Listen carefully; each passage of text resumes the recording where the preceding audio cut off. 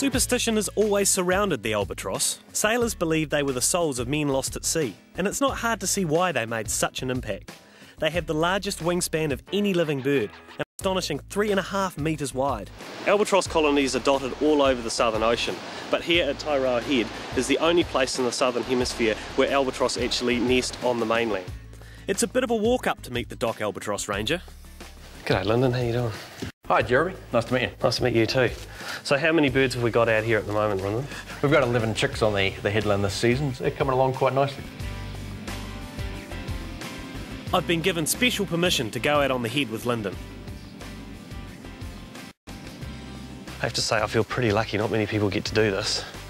It's great to get so close to the chicks on their nests. Predominantly which parent looks after the chick? It's generally shared between both the male and the female, raising the chick and incubation of the egg. What sort of threats are there to the birds out here? I mean, what sort of dangers do they face? Stoats, ferrets, cats are probably the big dangers. What we have is trapping around the headland and also around each individual nest when the chicks are smaller. I can't get over it. It's quite an unusual place to be. You've got the old battlements over here just behind me, a lot of concrete and things here and there, and then in amongst that you've got these wonderful birds just sort of plopped down all over the place. Like over here, it's not really like any other bird colony I've ever seen or been to. Normally you get guano or bird poop as it's commonly known all over the place, but these guys just are nestled in the grass. It's all quite clean and they look like they've just been put there as props the night before. I can assure you they haven't, but that's kind of what it looks like. Talkative chap. Yeah.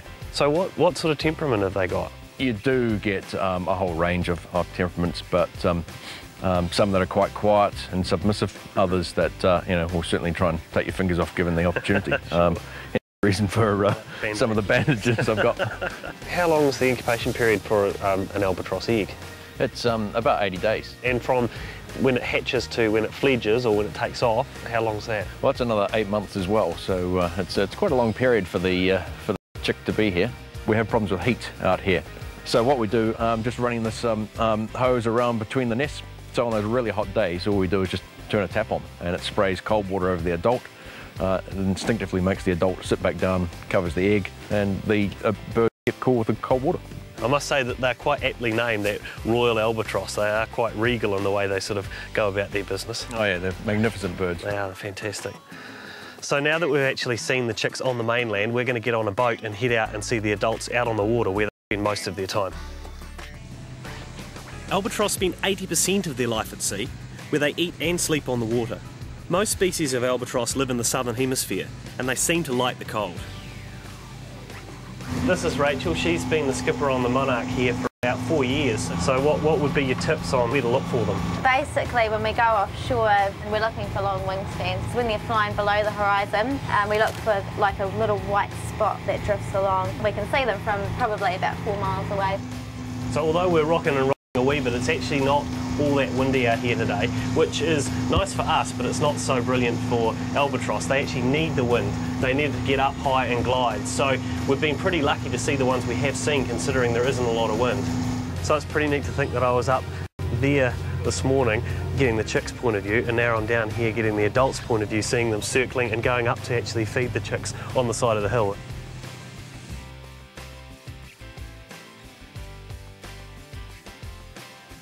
So unfortunately, I guess all good things must come to an end. We're back on the dock now, but we did get to see adult birds out over the ocean where they spend most of their time, and we got to see chicks this morning on the land. So it's just been a fantastic day. In New Zealand, albatross conservation started in the 1930s. Since then, rangers like Lyndon Perryman have contributed hugely to worldwide albatross conservation. So you and I will get to see these beautiful birds take flight for many years to come.